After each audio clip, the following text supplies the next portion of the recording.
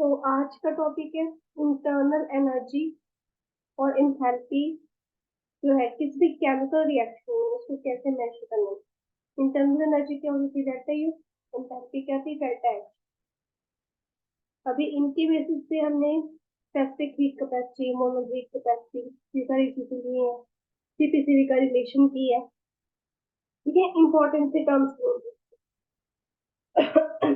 अब इस टॉपिक से कुछ और इम्पोर्टेंट टर्म्स निकल के आएंगी, उनको हम स्टडी करेंगे। देखिए, जब हम सिस्टम की बात करते हैं, मेरे पास कोई भी सिस्टम है, उसमें या तो एनर्जी वो बाहर से सराउंडिंग से ड्रॉप कर देगा, या एनर्जी को वो रिलीज करेगा इन द सराउंडिंग, किसमें, in the form of heat. यही चीज की हमने अभी तक, in the form of heat. ये एनर्जी को या तो एब्जॉर्ब कर लेता है फ्रॉम द सराउंडिंग, या फिर ये एनर्जी को रिलीज कर देता है। और इसको हम कैसे मेजर करते हैं, with the help of temperature. अगर इसने एब्जॉर्ब किया है बाहर से तो इसका टेम्परेचर हाई हो जाएगा। अगर इसने रिलीज कर दिया एनर्जी तो अपने आप में ठंडा पड़ना शुरू हो जाएगा, तो उससे टेम्परेचर क्या कम होगा, है ना। तो इससे हमें पता चल जाता है कि कब जो हीट इवॉल्व हो रही है, उसको हम कैलकुलेट कर पा रहे हैं with the help of temperature. तो उसके लिए हमने क्या किया था, एट कांस्टेंट वॉल्यूम अगर हमने हीट जाननी हो कितनी है, कितना चेंज आया इंटरनल एनर्जी, तो उसमें क्या है, हम क्यूवी लेते थे। क्यूवी क्या था, कांस्टेंट वॉल्यूम पे हीट कितनी जो है इवॉल्व होगी, जिससे इंटरनल एनर्जी में चेंज आ गई। सिमिलरली एट कांस्टेंट प्रेशर हम क्या लेते थे, क्यूपी, जिससे चेंज इन इंथैल्पी का पता लग सकता है। देखो, वॉल्यूम जब कांस्टेंट होगी उस वक्त हमारे पास चेंज इन इंटरनल एनर्जी का पता लगेगा, लेकिन जब प्रेशर कांस्टेंट होगा ना उसमें भी हीट जो है इवॉल्व होगी, लेकिन प्रेशर के कांस्टेंट होने से हमें चेंज इन इंथैल्पी का पता लगता है। ये दो बातें समझ में आई। अब मान लीजिए हीट एब्जॉर्ब होगी किसी भी कांस्टेंट वॉल्यूम पे, कोई केमिकल रिएक्शन हुई, ठीक है। उस केमिकल रिएक्शन में क्या हुआ, उस जो हीट को एब्जॉर्ब किया उसको हमने मेजर कर लिया। मेरे पास ए प्लस बी एक रिएक्शन है, उसमें सी प्लस डी आ गया और हीट एब्जॉर्ब हो गई, ठीक है। हीट जब एब्जॉर्ब हो रही है उसको ना मैंने मेजर करना है, कितनी अमाउंट में हीट एब्जॉर्ब होगी, उसको मैंने मेजर किया with the device known as bomb calorimeter. क्या होता है ये भी देखते हैं, कैलोरी मीटर क्या है। जो मेजरमेंट हुई एनर्जी की, वो हुए, कह रहे हैं कि कांस्टेंट प्रेशर पे भी हुए हैं, ठीक है। तो कांस्टेंट प्रेशर पे होगा तो बहुत सारे फिजिकल और केमिकल चेंजेस आएंगे, स्पेशली इन ओपन सिस्टम, ठीक है। ओपन सिस्टम में तो बहुत ही ज्यादा चेंजेस आते हैं कांस्टेंट प्रेशर पे। सचिन चूज में भी हीट वो हमने एब्जॉर्ब किया, इंथैल्पी की डिटर्मिनेशन भी किया है, कांस्टेंट प्रेशर हमने इंथैल्पी को डिटरमाइन किया, इसमें तो हमने कांस्टेंट वॉल्यूम थी, चेंज इन एनर्जी को डिटरमाइन किया, लेकिन जब कांस्टेंट प्रेशर किया सेम रिएक्शन के लिए तो हमने इंथैल्पी को डिटरमाइन किया। लेकिन सब इन चीजों को हमने डिटरमाइन किस प्रोसेस से किया, the process is known as calorie method. और जो ऑपरेटर्स है इस प्रोसेस के लिए यूज किया जाता है that is known as calorimeter, ठीक है। बहुत तरह तरह की कैलोरी मीटर होते हैं, कैलोरीमीटर भी बोलते हैं, कैलोरी मीटर भी बोलते हैं। अलग अलग केमिकल रिएक्शन के लिए अलग अलग तरह की कैलोरी मीटर होती है। सबसे पहले बात करते हैं बिल्कुल ही जो सिंपल कैलोरीमीटर होता है, इसको हम क्या नाम देते हैं, उसको water calorimeter, water calorimeter, calorimeter, कुछ भी आप इसको प्रोनाउंस करना चाह सकते हो, कर सकते हो।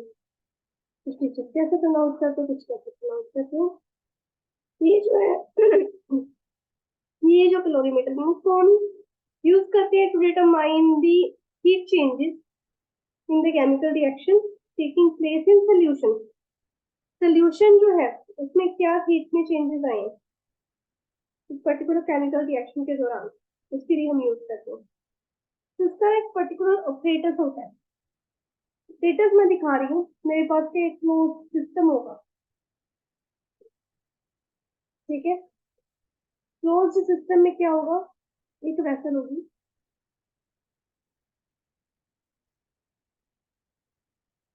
इस तरह से, this vessel is completely insulated outer vessel, यानी कि ना तो कोई चेंज इन हीट अंदर आ सकती है ना जा सकती है। बस एक चीज करेंगे, यहाँ पर हम क्या लगा देंगे, एक थर्मोमीटर लगा देंगे। थर्मोमीटर क्यों लगाना है भाई, क्यों, क्या फाइंड आउट करना है हमने, हीट एब्जॉर्ब हो रही है कि वॉल हो रही है, हीट में क्या चेंजेस आ रहे हैं, जैसे एंथैल्पी में चेंज आ रहा है कि एनर्जी में चेंज आ रहा है, सारी चीजें थर्मोमीटर से ही पता लगेंगे थ्रू द टेम्परेचर। एक इसमें मैंने लगा दिया यहाँ पे स्टीरर, इसको कंप्लीटली स्थिर करने के लिए, किसको स्थिर करना है, स्थिर किसको करेंगे, लिक्विड को, लिक्विड में क्या लिया है, कौन से कैलोरीमीटर वाटर, तो वाटर लेंगे, ठीक है। तो ये क्या बन गया, एक रिएक्शन चेम्बर बन गया। रिएक्शन चेम्बर ये प्रॉपर अभी बना नहीं है, रिएक्शन चेम्बर इसके अंदर बनाएंगे अभी, छोटी सी वेसल लेंगे यहाँ पे, इस तरह से, ये छोटी सी वेसल ली है, तो यहाँ पे हमने प्लेस कर दिया है, this one is reaction chamber. Why, पहले इसको बिल्कुल नीचे तक लेके जाना, इमर्स कर देना वाटर के अंदर, और इस रिएक्शन चेम्बर की हेल्प से इसमें जो केमिकल रिएक्शन होगी एक्चुअली, उससे हमें पता चलेगा कि किस तरह से हीट के अंदर चेंजेस आ रहे हैं, हीट बढ़ रही है, कम हो रही है, क्या हो रहा है, और वो हमें थर्मोमीटर से पता चलेगा। वाटर को कॉन्टिन्यूसली के स्टीरर से स्टिर किया जाएगा, जैसे नींबू पानी बनाते हुए हम चम्मच के साथ उसको स्टिर करते रहेंगे, ठीक है, स्टिर करते रहेंगे, ठीक है, और थर्मोमीटर से हमें चेंज इन टेम्परेचर का पता लगता रहेगा। ठीक है, वाटर कैलोरीमीटर, एक होता है हमारे पास सिंपल कप कैलोरीमीटर, वो दूसरे पेन से बनाते हैं, सिंपल कप कैलोरीमीटर।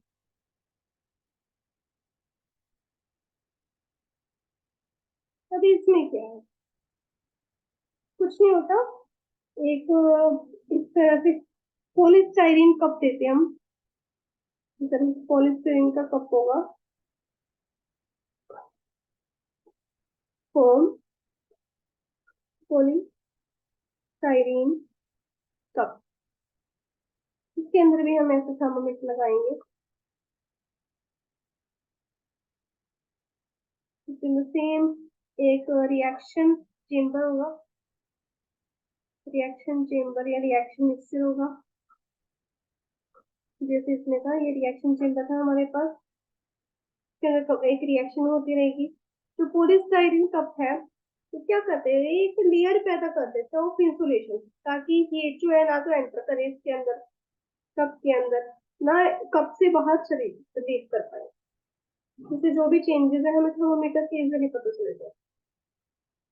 ये हमने अभी दो तरह के कैलोरीमीटर खोज पड़े हैं, एक हमने पहले पढ़ा था बॉब कैलोरीमीटर, बॉब कैलोरीमीटर थोड़ा सा कॉम्प्लेक्स आ जाता है, वो भी करवाऊंगी। तो ये कैलोरीमीटर्स है काइंड ऑफ कुछ हद तक चाहे इंसुलेटेड है, थर्मोमीटर ऐसे बाहर निकल, थोड़ी बहुत हीट चेंजेस भी हम देख सकते हैं कि हो सकती है, चांसेस है।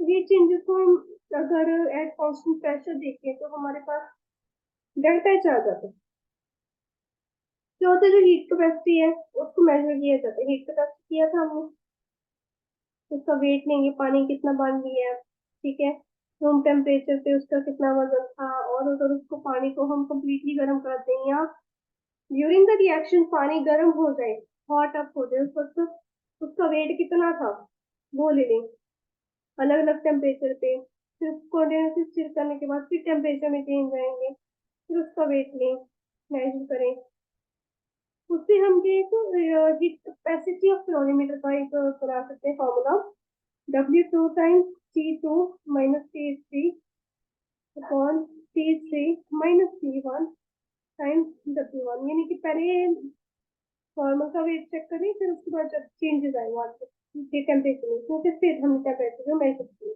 उसमें, जिससे हमें हीट कैपेसिटी पता चलती है कैलोरीमीटर से। फिर ये सब निकाल ली, हीट कैपेसिटी निकाल ली, फिर उसका वाटर का वेट देखेंगे, टेम्परेचर देखेंगे।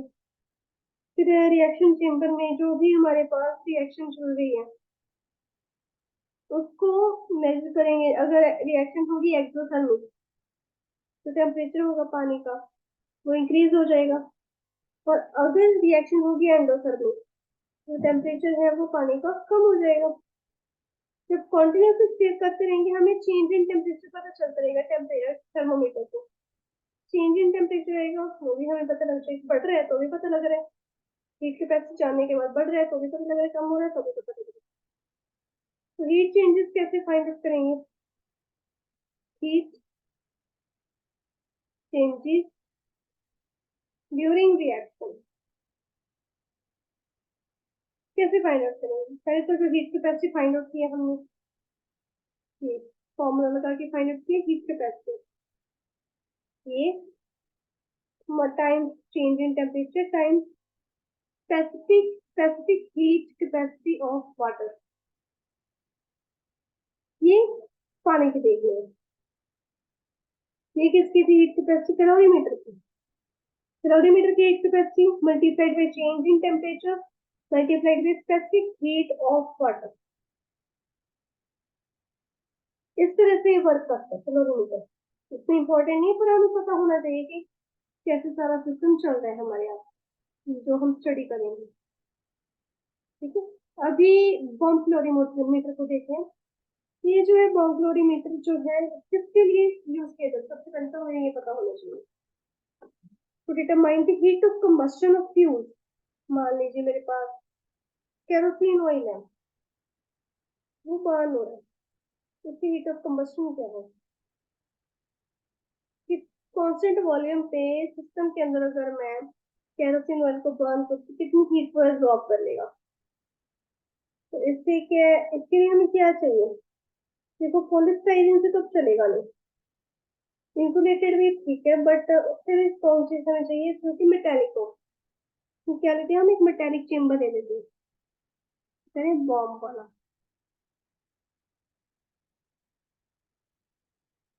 इसमें दे दिया मैंने एक मेटेलिक चेम्बर इस तरह से।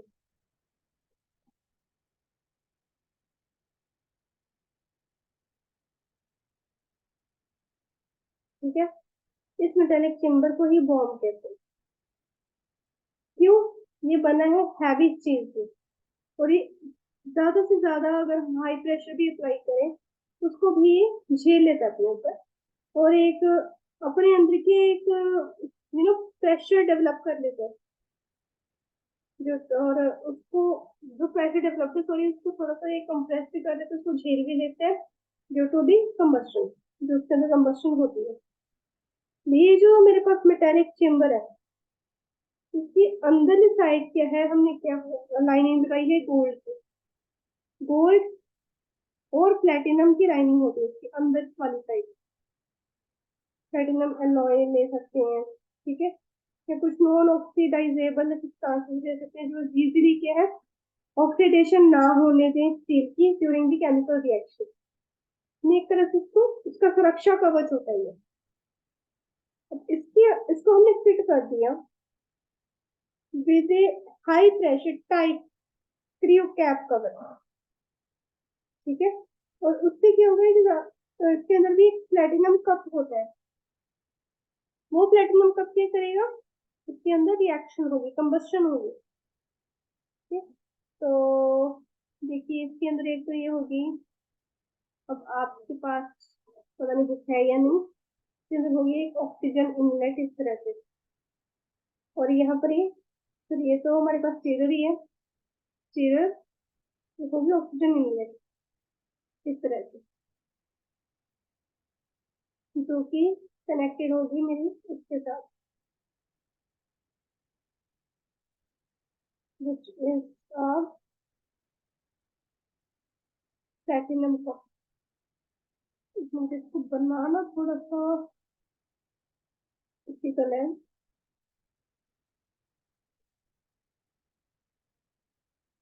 ये मेरा प्लेटिनम कप बन गया है,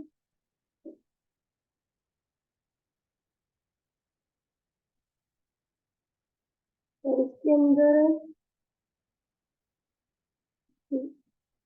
से बनाना है हमने, इसके अंदर रिएक्शन कैरी आउट होगी। अगर ये इस तरह से पूरा का पूरा है, इसके अंदर भी कुछ लीड्स डाली जाती है, फायरिंग लीड्स होती हैं इस तरह से,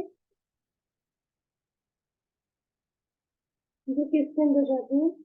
ये सारा का सारा इस तरह से बंद होता है और अंदर ऑक्सीजन वगैरह जाने के लिए ऑक्सीजन इन होता है। ठीक है, तो साथ ही में यहाँ पे इसमें भी टेम्परेचर फाइंड आउट करने के लिए थर्मोमीटर होते हैं। इसके अंदर भी हम वाटर लेके चलते हैं। ठीक है, क्या होता है, ये जो प्लेटिनम लीड्स हैं इसको प्लेटिनम कप के साथ कंप्लीटली ज्वाइन कर दिया जाता है। थोड़ी सी अमाउंट में कि हम 50 डाल देंगे प्लेटिनम कप के अंदर, इसके अंदर चेंज करते हैं, इसके अंदर 50 डाल देंगे।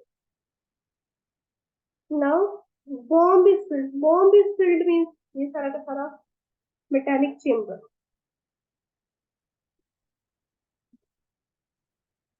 जिसको मैंने नाम दिया बॉम्ब का, इसको भर देंगे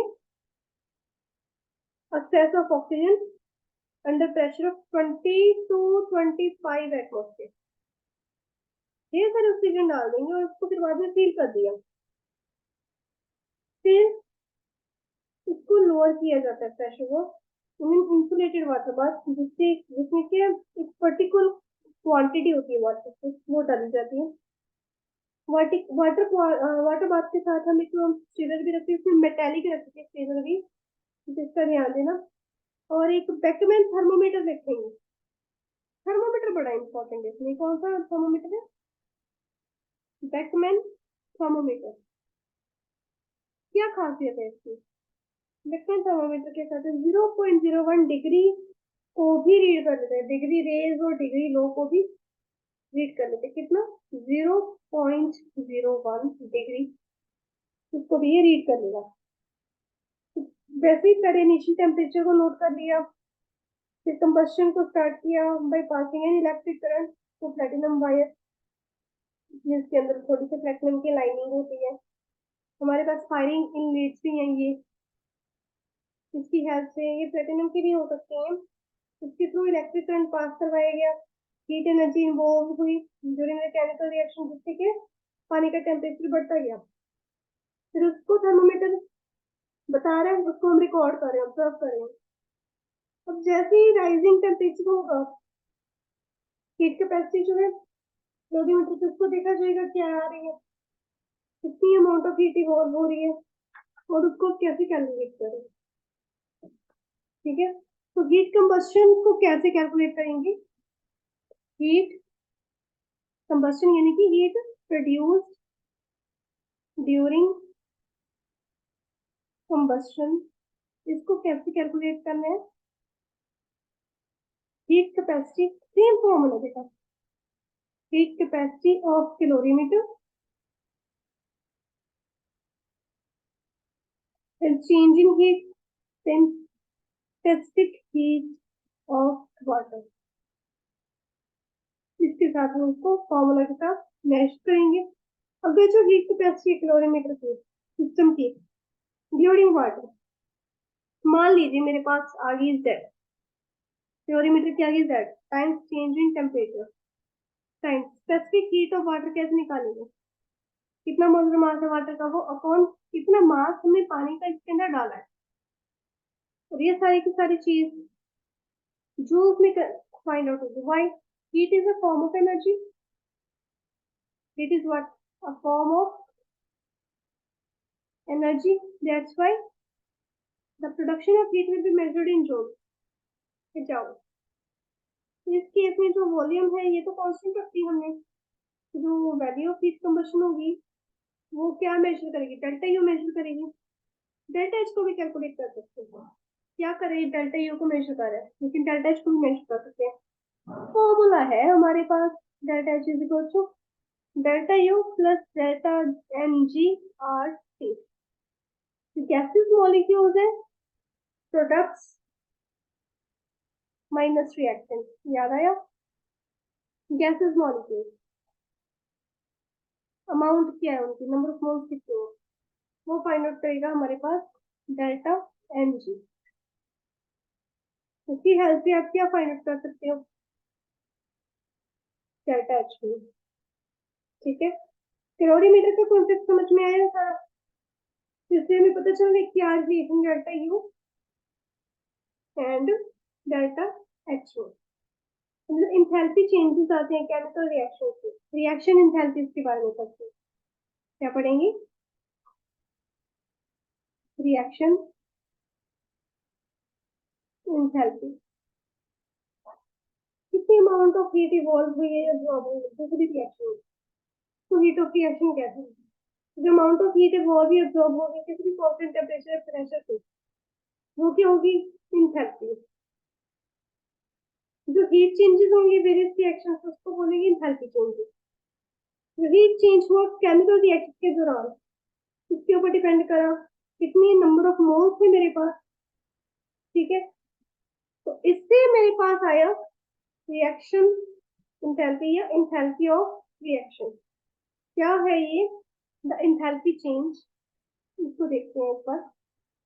द इंथैल्पी चेंज माने अमाउंट ऑफ हीट इवॉल्व और एब्जॉर्ब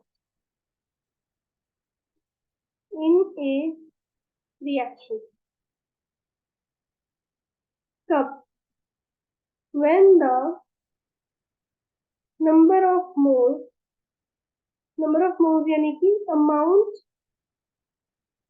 of substance, कितने मोल में substance आया है वो होता है number of moles। number of moles react completely to give the product। Okay, लेकिन ये सारी की सारी चीज किसको फॉलो करेगी, a balanced chemical equation। Example लेते हैं, मेरे पास है CH4 गैसेस फॉर्म में, उसके अंदर ऑक्सीजन डाला मैंने, 2 मोल ऑक्सीजन के, क्या बनाया इसमें CO2। ठीक है, प्लस 2H2O गैसेस। अब डेल्टा आर एच रिएक्टेंट की तरफ से मेरे पास नेगेटिव है, -890.3 किलो जूल। बताओ हीट इवॉल्व हुई कि एब्जॉर्ब हुई, रिएक्टेंट की तरफ से आ रहा है नेगेटिव वैल्यू, इवॉल्व हुई कि एब्जॉर्ब हुई, हीट बताओ जल्दी।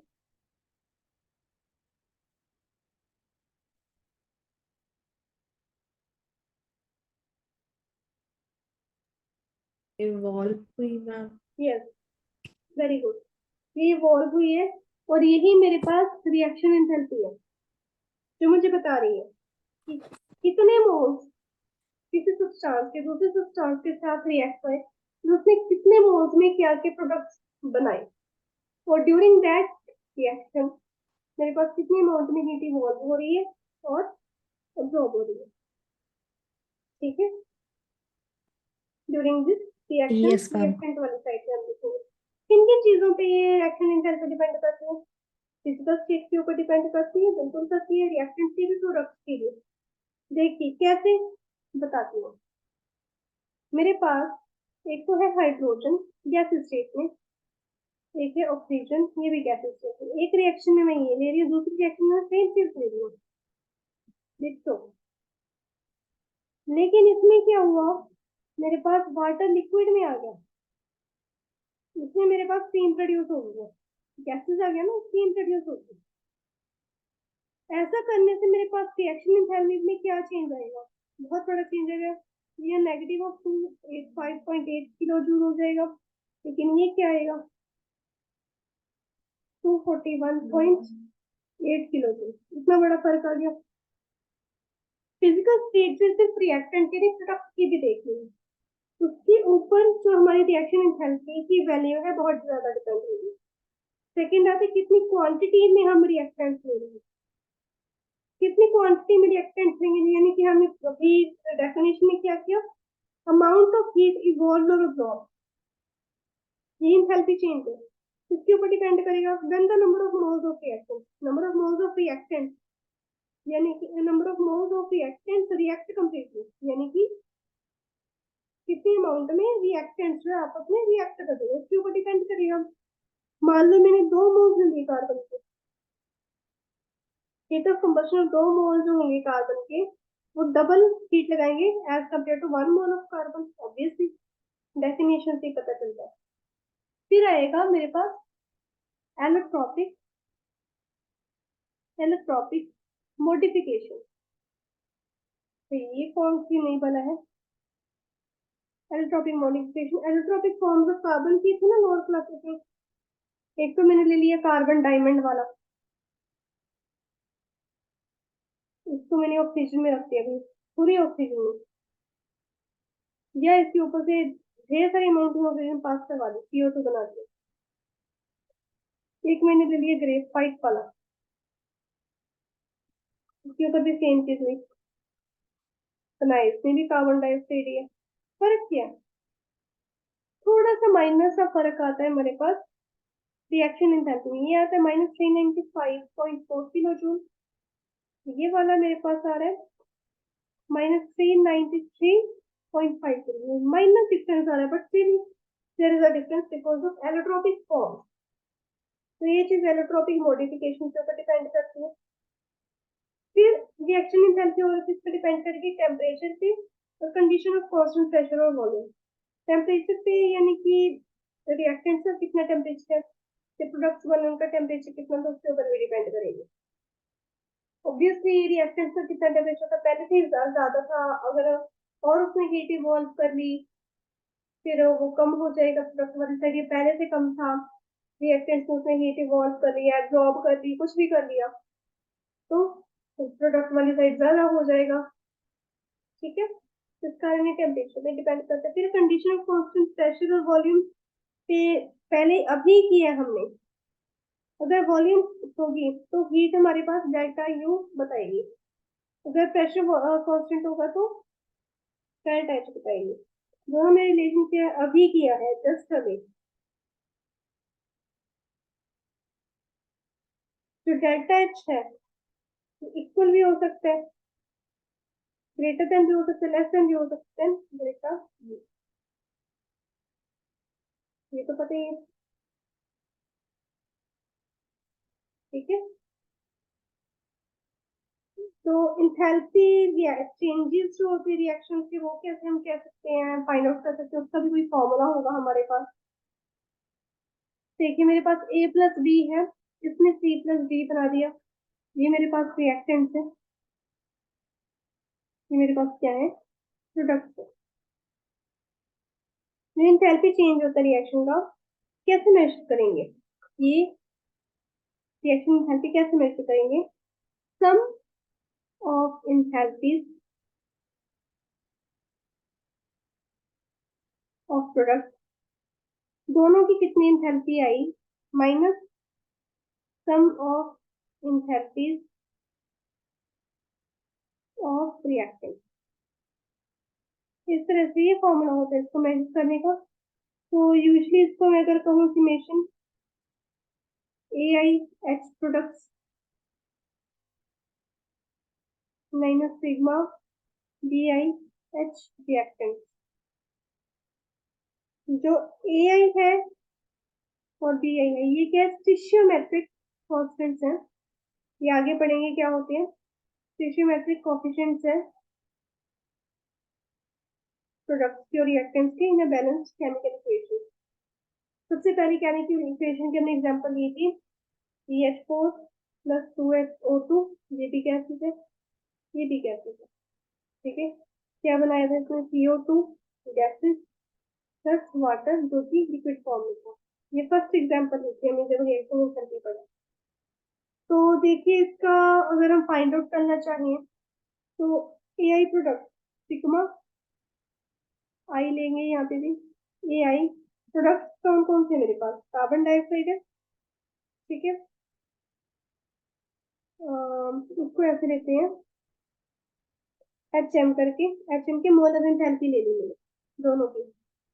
मोलर एंथैल्पी लेनी, पहले तो कार्बन डाइऑक्साइड को लेंगे, ड्रग्स की बात हो रही है ना, प्लस 2 टाइम्स, मेरे पास ड्रग्स में 2 टाइम्स पड़ता आ रहा है, 2 टाइम्स HM लेंगे, H2O कुछ नहीं है। चलो ये हो गया, ये सारा हो गया माइनस HMO। मेरे पास सबसे पहले क्या था, CH4 जो कि गैसेस में था, वैसे भी देते हैं गैसेस में था, प्लस ऑक्सीजन भी मेरे पास 2 टाइम्स आई, O2 गैसेस में था। इस तरह से इनकी एंथैल्पीज अलग अलग लेंगे। HM मेरे पास क्या है, मोलर एंथैल्पी है, तो इससे हम उनको प्रॉपरली सॉल्व करके delta R H find out कर सकते हो। अगर रिएक्शन स्टैंडर्ड स्टेट पे आएगी तो जो इंथैल्पी ऑफ द रिएक्शन वो भी स्टैंडर्ड स्टेट पे होगा, तो उसमें क्या आएगा, बस सिर्फ इसके ऊपर एक डिग्री का फर्क आ जाएगा। रिएक्शन जो फॉर्मूला है वो सेम ही है, फॉर्मूला यही रहेगा, AI product minus DI reaction. ठीक है, एंथैल्पी चेंज पढ़ तो लिया, रिएक्शन एंथैल्पी पढ़ ली, क्यों पढ़ा, क्या फायदा है इसका। अगर हम किसी इंडस्ट्रियल केमिकल रिएक्शन में जाएं, उसको कंसीडर करें, आपको एक इंडस्ट्रियल लेवल में भेजा गया कि मान लो कोई प्रोजेक्ट दिया गया, उसको प्रोजेक्ट को कंडक्ट करना है, इंडस्ट्रियल लेवल पे जाना है, तो आपसे कहा गया कि कांस्टेंट टेम्परेचर पे फाइंड आउट करो कि हीटिंग और कूलिंग जो है इंडस्ट्रियल केमिकल इंडस्ट्रियल लेवल पे जो केमिकल रिएक्शन है उसकी हीटिंग और कूलिंग कैसे हो रही है, टेम्परेचर कांस्टेंट है लेकिन still the substance is getting heated or getting cooled down, how and why, तो उसमें रिएक्शन एंथैल्पी इन्वॉल्व होगी। आल्सो आपको अगर इक्विलिब्रियम कांस्टेंट निकालना है, टेम्परेचर डिपेंडेंस है, क्या है कितने टेम्परेचर पे आगे ये आकर जो है जो इक्विलिब्रियम कांस्टेंट हमारे पास आ जाएगा, चेंज नहीं आएगा, वो बार बार के बदलेगा नहीं, उसके उसको जानने के लिए हम रिएक्शन एंथैल्पी पढ़ते हैं। ठीक है, अब आगे छोटे छोटे और टॉपिक है, पर इतना करो उसके बेसिस पे आपको ढेर सारे अभी न्यूमेरिकल्स आने वाले हैं, बुक चेक करोगे आप, बुक उठाओगे कोई भी, ढेर सारे न्यूमेरिकल्स है, कॉन्सेप्चुअल क्वेश्चंस है, पहले उनको देखो फिर आगे पढ़ते हैं।